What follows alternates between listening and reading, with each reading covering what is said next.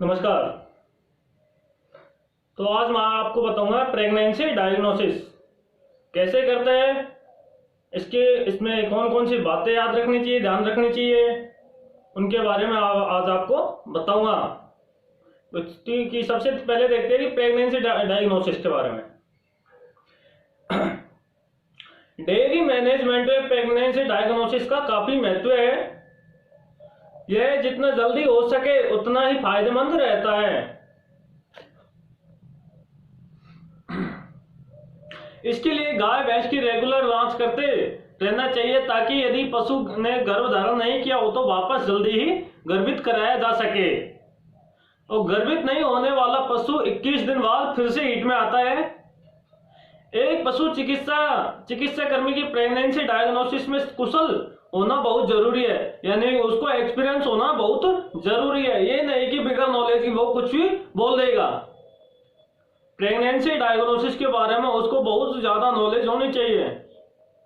कई बार ऐसा होता है कि पशु प्रेग्नेंट नहीं होता है, उसको प्रेग्नेंट बता देता है, और प्रेग्नेंट होता है उसको नॉन प्रेग्नेंट बता देता है। इससे क्या होता है कि पशुपालक को बहुत नुकसान होता है।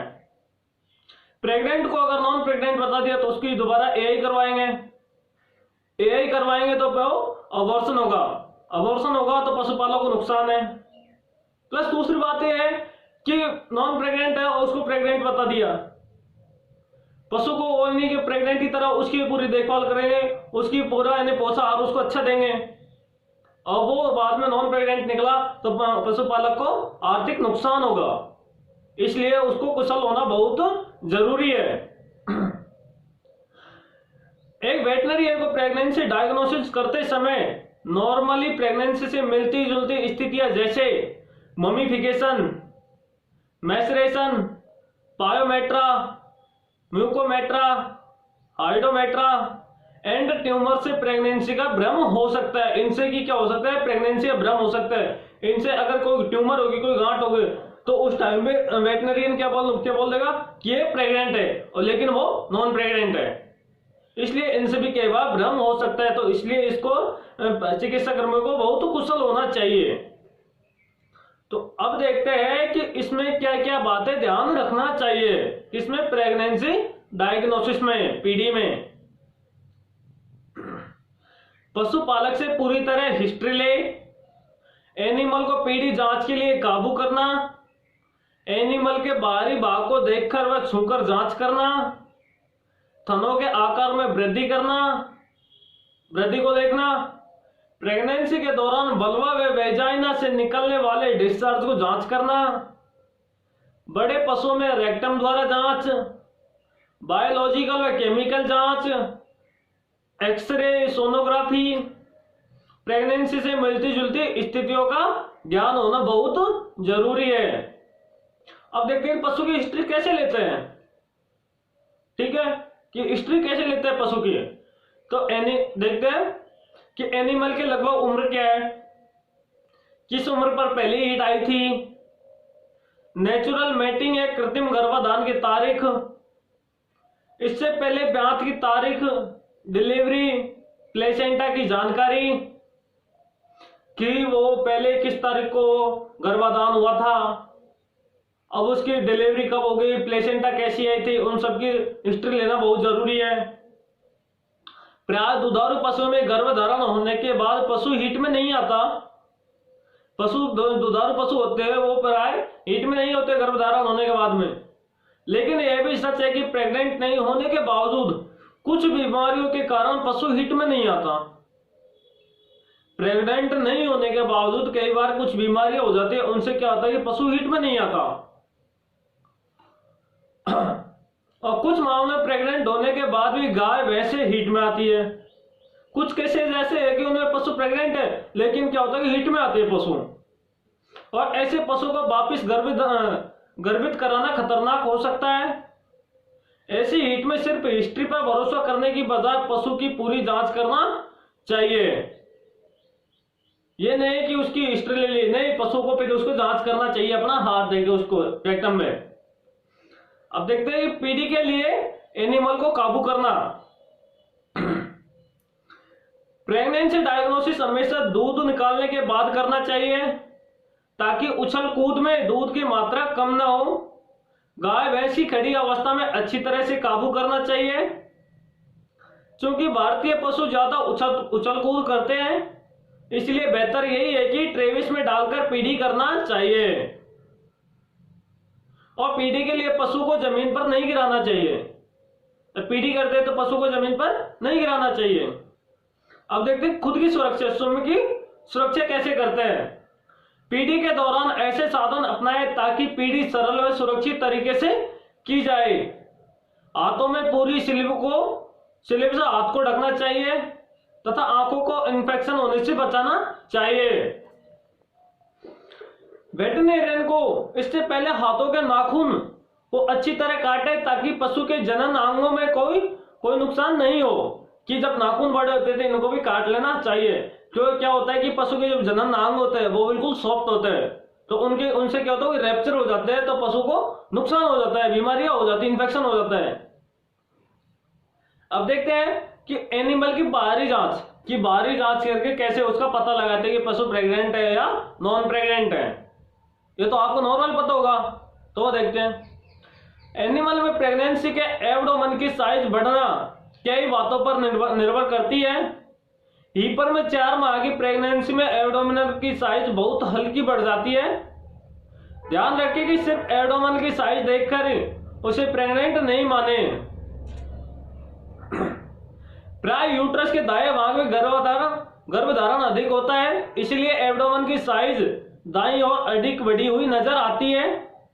हीपर जो पहली बार प्रेग्नेंट होती है उसमें 2-3 बार ब्याही हुई गायों की तुलना में एब्डोमेन की बढ़ी हुई साइज ज्यादा साफ नजर आती है। एक बाहरी रूप से पीढ़ी के लिए अपने हाथों की मुट्ठी को फ्लैंक के नीचे की और आखिरी पसली और पिछले पैर के बीच हल्के मगर व दत्ता से दबाए। कहां पे? अपने हाथ की मुट्ठी दाएं फ्लैंक, जो फ्लैंक होता है उसका, वहां के आखिरी पसली, जो आखिरी रिब्स होती है, और पिछले पैर के बीच में, जो पिछले पैर के बीच में होती है वो जगह, उसको हल्का सा दबाए। इसी दौरान दूसरे हाथ की हथेली को फ्लैंक पर रखे।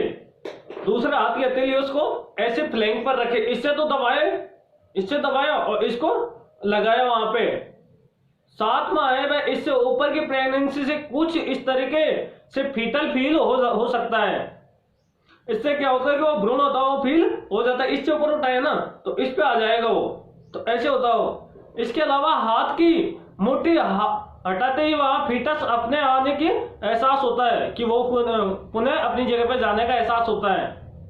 अब देखते हैं कि थनों का विकास कैसे, इसके द्वारा कैसे पता लगाते हैं। एक हीपर में 4 माह की प्रेगनेंसी के बाद से एडर की साइज हल्की बड़ी नजर आती है। इस अवस्था में यदि थनों का दबाया जाए तो गाढ़ा भूरा और चिपचिपा पदार्थ निकलता है। अडर का पूरा विकास हो तो प्रेगनेंसी के आखिरी माह में होता है। अडर का जब पूरा विकास होगा तो कब होगा? प्रेगनेंसी के आखिरी माह में। नॉन प्रेग्नेंट एनिमल में अडर के टिश्यू सॉफ्ट होते हैं, जबकि प्रेगनेंसी में हार्मोन्स बदलाव के कारण तथा एस्ट्रोजन के कारण अडर हल्का हार्ड महसूस होता है। यह हार्मोन्स की वजह से क्या होता है, कई बार अडर है ना जो थोड़ा हल्का हार्ड महसूस होता है, थोड़ा कठोर सा महसूस होता है। और वैसे हर एनिमल में आकार व कठोरता अलग अलग होती है। हर एनिमल में आकार भी अलग होगा और कठोरता भी अलग अलग होती है। पार्चुरेशन के 3 से 4 दिन पहले तो अडर पूरी तरह से फैल जाता है। जब पार्चुरेशन करते हैं उस टाइम पे अडर पूरी तरह से फैल जाता है और कोलेस्ट्रम भी बन जाता है। क्या होता है कोलेस्ट्रम? खीस, तो मां का प्रथम दूध होता है। इसके अलावा 2-3 सप्ताह पहले हल्का एडिमा भी नजर आता है, हल्की सी सूजन भी नजर आती है। अब देखते हैं रेक्टम द्वारा जांच कैसे करते हैं। प्रेगनेंसी डायग्नोसिस के लिए ऐसा तरीका अपनाए जो सस्ता व एक्यूरेट हो तथा अस्पताल से बाहर कहीं भी आसानी से किया जा सके। गाय भैंसों में रेक्टम पाल्पेशन द्वारा पीढ़ी करना सबसे अच्छा प्रैक्टिकल तरीका है। जो रेक्टम द्वारा अपन हाथ अंदर डालते हैं और उससे पीढ़ी करते हैं वो सबसे अच्छा तरीका है। पीडी के लिए हाथ में स्लीव पहने, हमेशा लेफ्ट हाथ में ही स्लीव पहने और चिकना करे। अंगुलियों को आगे से मिलाकर कौन शेप में ऐसे करना चाहिए, कौन शेप में और हल्के से रूप के एनस में डाले। जो ही एनिमल एनस को मसल्स को ढीला करे तो हाथ को आगे ढकेलते हुए मसल्स तक ले जाए। हल्के रूप से हाथ डालने पर रेक्टम में पेरिस्टाल्सिस गति होती है और एनिमल गोबर करने लगता है। ये गति होगी तो पशु क्या करेगा, गोबर करेगा।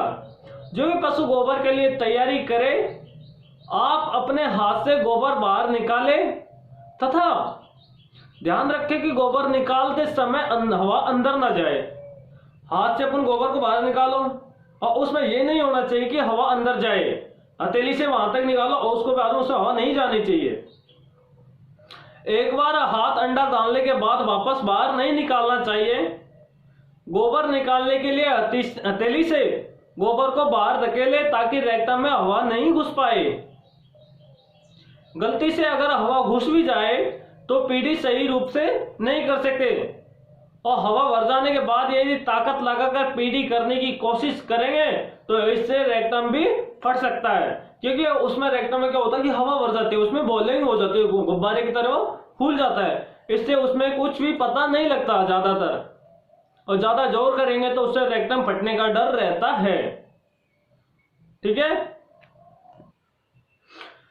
जिन गायों की रेक्टम में हल्का एडिमा होता है उनमें पीडी के दौरान ब्लीडिंग होने की संभावना अधिक रहती है। डायरिया के समय रेक्टम में अक्सर एडिमा हो जाता है।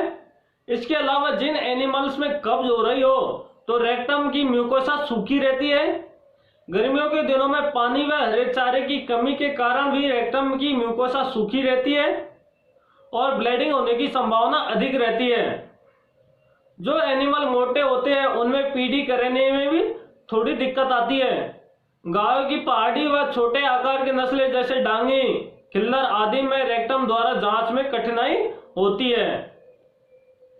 अब देखते हैं रेक्टम पाल्पेशन के समय अंगों की जांच कैसे करें, कि रेक्टम द्वारा अपन पीडी करते हैं तो उसमें उसके अंग होते हैं, उनकी कैसे जांच करें। तो सबसे पहले सर्विक्स। नॉन प्रेग्नेंट एनिमल में रेक्टम के ठीक नीचे, नॉन प्रेग्नेंट एनिमल के रेक्टम के ठीक नीचे पेल्विक बोन के जो हिप बोन होती है, उसकी पेल्विक बोन होती है, उसके घेरे की ओर जाती हुई नली के रूप में वेजाइना फील होती है। जैसे कि अपन हाथ दिया तो हाथ इतना ही जाएगा और उसके बाद में ऐसे घुमा के सर्विक्स एक नली के रूप में फील होगी, उसको पकड़ लेना चाहिए। इससे आगे सर्विक्स वह ऑर्गन होता है जो आगे के ऑर्गन ढूंढने के लिए गाइड करता है। इसको पकड़ के आगे ले जाओ तो उसके जो आगे ऑर्गन्स होते हैं उनको पकड़ने में बहुत मदद करता है। वैजाना के ठीक आगे बेलनाकार और कुछ हद तक गांठनुमा ऑर्गन्स होते हैं, ऑर्गन सर्विक्स होता है, जिससे आसानी से ढूंढा जा सकता है। सर्विक्स की पोजीशन और कुछ हद तक इसकी साइज के आधार पर भी प्रेगनेंसी के बारे में अंदाजा लगाया जा सकता है, लेकिन सिर्फ सर्विक्स के आधार पर ही प्रेगनेंसी डायग्नोसिस नहीं करे। ज्यादातर यूट्रस व इसके अंदर के भाग पर पीडी की जाती है। ज्यादातर यूट्रस होता है और उसके अंदर के भाग होते हैं जैसे हॉर्न वगैरह, उनके आधार पर पीडी की जाती है। एक हीपर में एनस से लगभग 25 सेंटीमीटर जबकि गाय में 35 सेंटीमीटर आगे सर्विक्स होती है। हीपर में 25 सेंटीमीटर और गायों में 35 सेंटीमीटर आगे क्या होती है, सर्विक्स होती है। सर्विक्स को आसानी से हाथ में पकड़कर आगे पीछे दाएं बाएं सरकाया जा सकता है। जैसे अपन ने सर्विक्स पकड़ ली तो उसको आगे पीछे दाएं बाएं उसको सरकाया जा सकता है। सर्विक्स के वेजाइना की और मुंह को अंगूठे से पालपेट किया जा सकता है। सर्विक्स की साइज, शेप और कठोरता एनिमल की ब्रीड, उम्र, रिप्रोडक्टिव साइकिल की स्थिति, ब्याने की संख्या आदि पर निर्भर करती है। नॉन प्रेग्नेंट एनिमल में सर्विक्स की लंबाई 6 से 10 सेंटीमीटर, चौड़ाई 3 से 4 सेंटीमीटर होती है और हर प्रेगनेंसी के बाद सर्विक्स का आकार बढ़ जाता है। इस दौरान सर्विक्स पीछे की ओर यानी बेजाने की ओर भाग अपेक्षाकृत अधिक बढ़ता है। अब देखते हैं यूट्रस द्वारा कैसे करते हैं।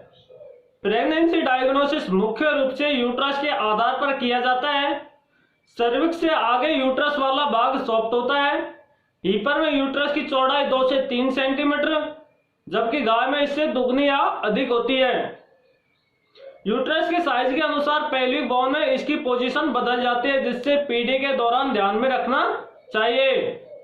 यूट्रस की बॉल तथा इसकी मोटाई की जांच पीढ़ी के लिए महत्वपूर्ण होती है। जो जो प्रेगनेंसी का टाइम बढ़ता जाता है, यूट्रस की बॉल पतली होती जाती है। एक प्रेग्नेंट एनिमल के यूट्रस की बॉल काफी लचीली व सॉफ्ट होती है। जो कोई प्रेग्नेंट पशु होता है उसकी यूट्रस की बॉल कैसी होगी? काफी लचीली व सॉफ्ट होती है। प्रेग्नेंट एंड नॉन प्रेग्नेंट व योगग्रस्त यूट्रस की तुलना करने के लिए फर्क करना महत्वपूर्ण है। 30 से 50 दिनों की प्रेगनेंसी में यूट्रस की बॉडी के ऊपर की ओर हल्का उभार फील होता है, जहां पर यूट्रस की बॉल सबसे पतली होती है तथा अंदर के भ्रूण के दबाव के कारण यूट्रस का वह या भाग ऊपर उठ जाता है। अब देखते हैं कि यूट्रस के आगे 2 भागों में बटकर हॉर्न के रूप हो जाते हैं, यानी 2 भाग होते हैं, वो किसके रूप में हो जाते हैं? हॉर्न के रूप में। एक नॉन प्रेग्नेंट एनिमल में यूट्रस हॉर्न की लंबाई लगभग 15 से 40 सेंटीमीटर और चौड़ाई 2 से 3 सेंटीमीटर होती है, लेकिन इस अवस्था में काफी घुमावदार स्थिति में होते हैं, यानी कि बाद में फिर इन हॉर्नों से भी इसकी पीढ़ी का पता लगाया जा सकता है। ठीक है। प्रेगनेंसी के लगभग 20 दिन की स्थिति में यूट्रस की टोन को महसूस किया जा सकता है। नॉन प्रेग्नेंट व प्रेग्नेंट दोनों में 50 दिन की प्रेगनेंसी तक यूट्राइन हॉर्न में टोन मौजूद रहती है।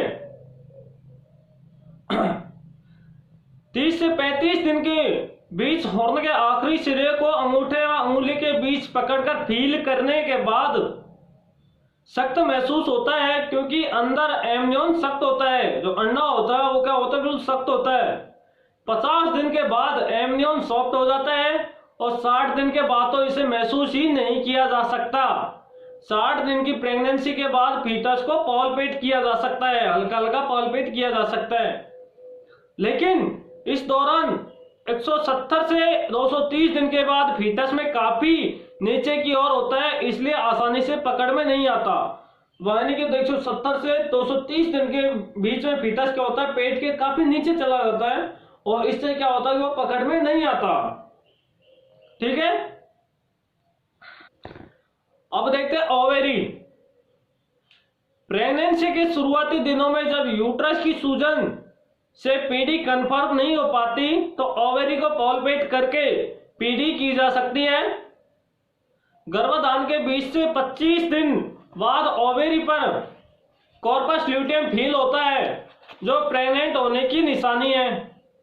उसमें कि क्या होता है? कॉर्पस ल्यूटियम होता है, वो फील होता है। वो क्या होगी? प्रेगनेंसी होने की निशानी बताता है वो, ये पशु प्रेग्नेंट है या नॉन प्रेग्नेंट है। हालांकि इस पर भी पूरी तरह से विश्वास नहीं किया जा सकता, क्योंकि इन दिनों फीटस की डेथ हो जाने पर भी ऐसा भ्रम हो सकता है। कई बार फीटस की डेथ हो जाती है तो उससे भी इसमें भ्रम हो सकता है। ओवेरी को प्रेगनेंसी के बाद 120 दिन तक पाल्पेट किया जा सकता है और ओवेरी के ऊपर के बदलाव से पीढ़ी में काफी हेल्प मिलती है। जो ओवेरी में बदलाव आता है उनसे काफी हेल्प मिलती है। ओवेरी पर कार्पस ल्यूटियम का होना प्रेगनेंसी की निशानी है, लेकिन ऐसा हमेशा नहीं होता। जिस ओवेरी पर कार्पस ल्यूटियम नहीं होगा उसका मतलब तो पूरी तरह से यही होता है कि वह पशु प्रेग्नेंट नहीं है। यूट्राइन हॉर्न को पकड़ते हुए आगे की ओर ओवेरी स्थित होती है। जो यूट्राइन हॉर्न होते हैं उनको पकड़ते हुए आगे की ओर जाते हैं तो वहां ओवेरी होती है।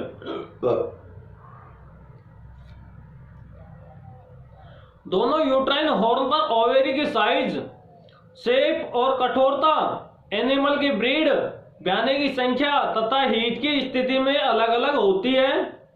किसी एक ओवेरी पर कार्पस ल्यूटियम विकास ही अलग अलग स्थिति में फील होता है। जिस ओवेरी पर कार्पस ल्यूटियम नहीं होता वह ओवेरी अंडे के आकार की चिकनी और कठोर होती है। ओवेरी की लंबाई लगभग 1.5 से 2.5 सेंटीमीटर मोटाई 1 से 2 सेंटीमीटर तथा चौड़ाई 1.5 से 2 सेंटीमीटर होती है। इसके अलावा कुछ छोटे फॉलिकल्स भी ओवेरी पर हो सकते हैं। जो फॉलिकल्स होते हैं वो क्या होगी, ओवेरी पर हो सकते हैं। फॉलिकल विकसित होकर पक जाते हैं। मैच्योर फॉलिकल्स की साइज आधी से 1 सेंटीमीटर हो जाती है। ठीक है, अब देखते हैं कि 1.5 से 2 माह की पीढ़ी करते समय हर समय एक ही स्थान पर यूट्रस, फैलोपियन ट्यूब, ओवेरी आदि की जांच करना मुश्किल होता है। इसीलिए इन्हें पेल्विक कैविटी में हल्का पीछे की ओर खींचना पड़ता है। सबसे पहले सर्विक्स को पकड़कर आगे बढ़े और दोनों हॉर्न को भी पेल्विक कैविटी में खींचे। दोनों हॉर्न के तुलनात्मक रूप से जांच कर यूट्राइन वॉल भी जांच करें। अब देखते हैं रेक्टम पाल्पेशन से पीडी करते समय कौन कौन सी बातों का ध्यान रखें। ठीक है, ओवेरी की साइज, शेप व कठोरता में बदलाव, यूट्रस की स्थिति और दोनों यूट्राइन हॉर्न में अंतर, यूट्रस की साइज में बढ़ोतरी, जिस भाग में गर्भ हो वहां की वॉल पतली होना, प्रेगनेंसी के शुरुआत में फीटल मेम्ब्रेन का अंगूठे व अंगुली के बीच में फिसलकर फील होना, कोटाइलिडन का फील होना, यूट्राइन हॉर्न पर फीटस के उभार का फील करना, मिडल यूट्राइन आर्टरी का अधिक सक्रिय व मोटी होना। अब देखते हैं कि 0 से 1 माह की प्रेगनेंसी कैसे करते हैं। ठीक है, कि 0 से 1 माह का जब पशु होता है उसकी प्रेगनेंसी किस तरह से करते हैं। 0 से 1 माह तक की, 1 माह तक यूट्रस के आकार में इतनी बढ़ोतरी नहीं होती कि जिससे पीडी कर सके। 16वें दिन तक कार्पस ल्यूटियम बढ़ता जाता है, फिर थोड़ा कठोर होता है। यदि गर्भधारण नहीं होता है तो कार्पस ल्यूटियम 18 से 20 दिन के बाद सिकुड़ जाता है। यदि गर्भधारण हो जाता है तो पशु 21वें दिन हिट में नहीं आता और किसी एक ओवेरी पर कार्पस ल्यूटियम बना रहता है, यानी सिकुड़ता नहीं है और हार्ड होकर ओवेरी भी बनी रहती है। कंफर्मेशन के लिए 15 दिन बाद फिर पीडी करना चाहिए। यूट्राइन वॉल पतली हो जाती है तथा अंदर फ्लूइड भरे होने का एहसास होता है। फीटल मेम्ब्रेन अंगूठे व अंगुली के से स्लिप होने का एहसास होता है तथा एम्ब्रियन की साइज अंडे के पीले योग के बराबर हो जाती हो। अब देखते हैं 1 से 1.5 माह की प्रेगनेंसी। इस अवस्था में यूट्रस पेल्विक की फ्लोर पर पड़ा रहता है, लेकिन प्रेग्नेंट व नॉन प्रेग्नेंट होने की साइज में स्पष्ट फर्क महसूस हो जाता है। प्रेग्नेंट हॉर्न के ऊपर उभार थोड़ा बड़ा फील होता है। एम्नियन का आकार छोटे अंडे के आकार का हो जाता है। प्रेग्नेंट हॉर्न के ठीक नीचे ओवेरी फील होती है। हीपर में यूट्राइन वॉल पतली हो जाती है, जबकि 2-3 ब्याई हुई गाय भैंसों में यूट्राइन वॉल थोड़ी मोटी होती है। इसीलिए ऐसे एनिमल में 5 माह की अवस्था में यूट्रस की साइज बढ़ी हुई ज्यादा स्पष्ट नहीं हो पाती और जिससे यूट्राइन हॉर्न में फीटस होता है और उस और ओवेरी में स्पष्ट हल्का कठोर और तथा ओवेरी में धंसा हुआ होता है। इस तरह इसमें पता लग जाता है। 1.5 से 2 माह की इस अवस्था में pregnant uterine horn pelvic cavity से थोड़ा नीचे खिसक जाता है, यानी आधा भाग पेल्विस में व आधा भाग बाहर होता है तथा पानी से भरे हुए गुब्बारे की तरह फील होता है और प्रेग्नेंट हॉर्न 6.5 से 7.5 सेंटीमीटर आकार का हो जाता है। जो प्रेग्नेंट हॉर्न होता है वो 6.5 से 7.5 सेंटीमीटर का हो जाता है। इससे पहले इसके ऊपर जो उभार फील होता है वह लगभग गायब हो जाता है। दूसरा नॉन प्रेग्नेंट हॉर्न इसके मुकाबले काफी छोटा फील होता है। 2 माह तक की अवस्था पर यूट्रस की बढ़ी हुई साइज का महसूस किया जा सकता है। अब 2 माह की अवस्था पर नॉन प्रेग्नेंट हॉर्न की साइज में बढ़ोतरी नहीं होती। इस अवस्था में प्रेग्नेंट हॉर्न नॉर्मल साइज से 6 गुना ज्यादा बढ़ जाता है। 2 माह की अवस्था तक फीटस किसी भी रूप में फील नहीं हो पाता। अब देखते हैं 2 से 3 माह की। यूट्रस पेल्विक से पूरी तरह बाहर आ जाता है और 8 से 10 सेंटीमीटर आकार का हो जाता है। इस अवस्था में नॉन प्रेग्नेंट हॉर्मोन साइज में बढ़कर डबल हो जाते हैं तथा प्रेग्नेंट हॉर्मोन साइज में और अधिक बढ़ जाता है। यूट्रस की वॉल भी अधिक पतली हो जाती है तथा वजन बढ़ने से यूट्रस पेल्विक से नीचे खिसक कर नीचे लटक जाता है। इस अवस्था में हर ओर से इसे पाल्पेट किया जा सकता है। 3 माह की उम्र पर फीटस 10 से 15 सेंटीमीटर लंबा हो जाता है और तथा आसानी से फील किया जा सकता है। अब जैसे कि ये देखो,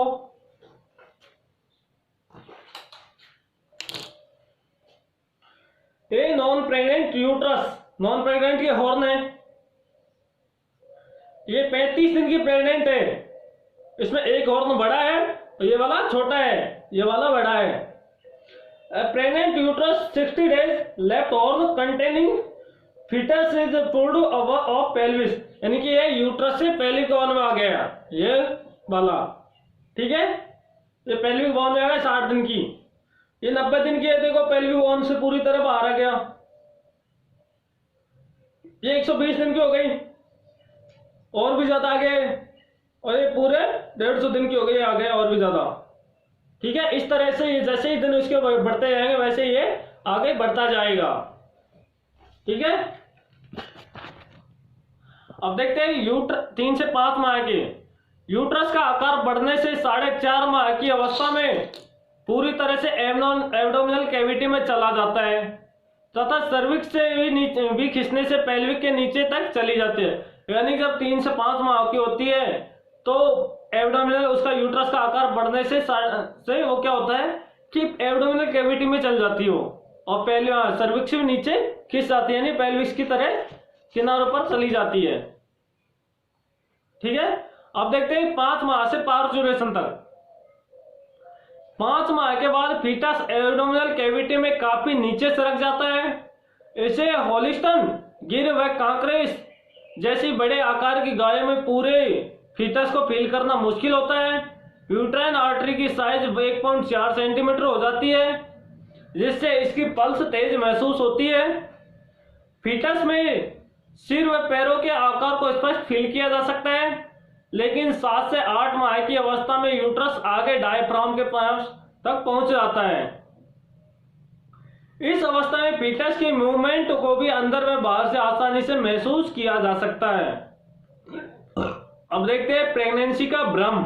नाउ प्रेगनेंसी के कारण यूट्रस का आकार बढ़ता है और इसी आधार पर पीडी कंफर्म करते हैं, लेकिन ऐसी कई स्थितियां होती है जिसमें प्रेगनेंसी का कंफ्यूजन हो जाता है, जैसे यूरिनरी ब्लैडर, रूमन, बड़ी आंत का भाग, pyometra, mummified foetus, tumour, endometritis, ब्याने के बाद यूट्रस वापस नॉर्मल देरी से होना आदि। अब देखते हैं एक्सरे व अल्ट्रासाउंड द्वारा पीडी। आधुनिक युग में अल्ट्रासाउंड द्वारा भी पीडी की जा सकती है, लेकिन रोजमर्रा लेबोरेटरी जांच द्वारा के काम में यह संभव नहीं है, यह ऐसे संभव नहीं है। अब देखते हैं दूध ब्लड प्रोजेस्टेरोन लेवल द्वारा कैसे करते हैं। दूध या ब्लड में प्रोजेस्टेरोन की मात्रा मालूम कर पीडी करना बहुत सही तरीका है, लेकिन महंगा होने के कारण फील्ड कंडीशन में पॉपुलर होना मुश्किल है।